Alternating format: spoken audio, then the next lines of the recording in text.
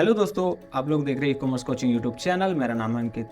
तो दोस्तों, आज की वीडियो में मैं आपको बताने जा रहा हूं कि जो एडवर्टाइजमेंट रन करते हैं अमेजोन, फ्लिपकार्ट, मीशो, मिंत्रा, जो भी सेलिंग प्लेटफॉर्म होते हैं उन पर जो एडवर्टाइजमेंट रन किया जाता है उस पर जो हमारा स्पेंड होता है अमाउंट, वो एक परसेंटेज में निकल के आता है बाद में, जिसको हम कहते हैं ROI, रिटर्न ऑन इन्वेस्टमेंट, या फिर एकॉस या टकोस, एडवर्टाइजमेंट कॉस्ट ऑफ सेल।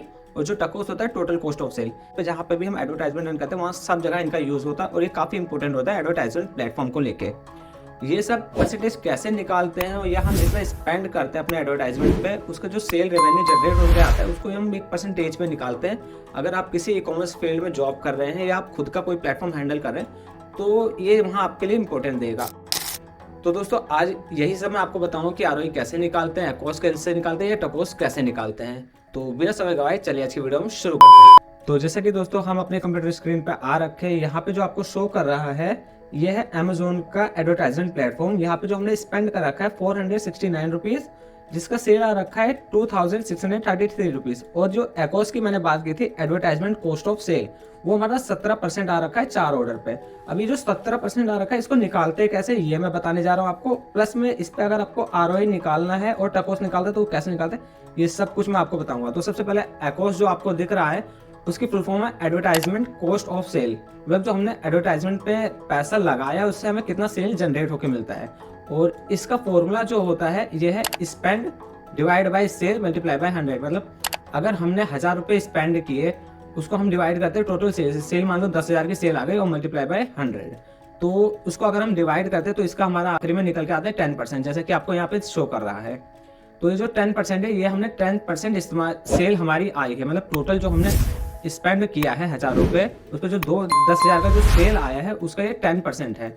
ये हमारा एकॉस निकल के आता है। सेम ऐसे ही हमारे पास आता है टकोस निकालने का और ROI निकालने का। ROI हर प्लेटफॉर्म में आता है, जैसे कि एकॉस की बात करिए, एकॉस तो सिर्फ अमेजोन में आता है। ROI आपका फ्लिपकार्ट, मीशो, मिंत्रा, आजियो, ग्लोरोड, ये सारे प्लेटफॉर्म में ROI निकालने का आता है। ROI हमारा ज्यादा इंपॉर्टेंट होता है, जो कि ROI की फुल फॉर्म है रिटर्न ऑन इन्वेस्टमेंट।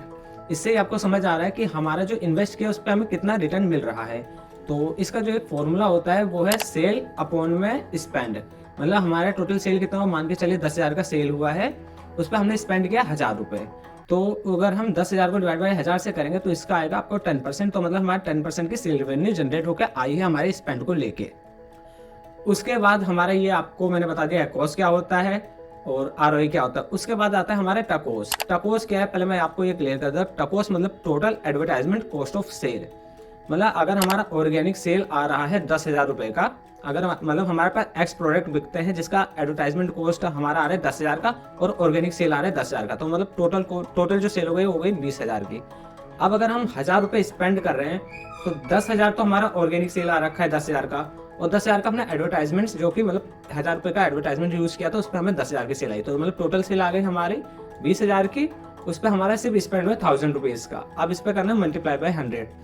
ये आपका टकोस अमेजोन में काम आएगा, एकॉस भी आपका अमेजोन में काम आएगा, और जो मैंने आपको ROI बताई वो आपके हर एक प्लेटफॉर्म में काम आएगा। इन फॉर्मूलों से आपको पता चलेगा कि आपने जो एडवर्टाइजमेंट पे स्पेंड कर रखा है उससे आपका जो सेल आ रहा है वो परसेंटेज कम है या ज्यादा।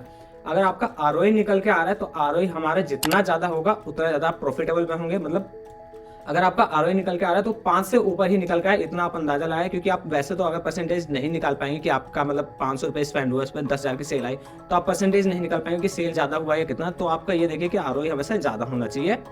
उसके बाद जो एकॉस है वो कम से कम होना चाहिए, मतलब 7-8 से कम ही रहे तो ठीक है, और टकोस भी हमारा कम ही रहेगा तो ज्यादा ठीक रहता है। तो हमें सबसे ज्यादा फोकस करना होता है ROI पे, जो ज्यादा से ज्यादा हो तो हमारे सेल को काफी अच्छा ग्रोथ मिलेगा और वो किसी प्लेटफॉर्म के लिए अच्छा रहेगा। तो बस दोस्तों, आज की वीडियो में इतना ही था। अगर आपको वीडियो पसंद आई है तो चैनल को सब्सक्राइब करना ना भूले, दोस्तों को शेयर करना ना भूले, और कहीं पे आपको कोई दिक्कत आती है तो इंस्टाग्राम पे DM कर ले। मेरे इंस्टाग्राम मेरे यूट्यूब पे दे रखा है मैंने, बैनर पे आपको मिल जाएगा। प्लस में आप अगर कमेंट भी करेंगे तो 1 से 2 आवर के अंदर आपको रिप्लाई मिल जाएगा। तो बस दोस्तों, आज की वीडियो में इतना ही। जय हिंद, वंदे मातरम।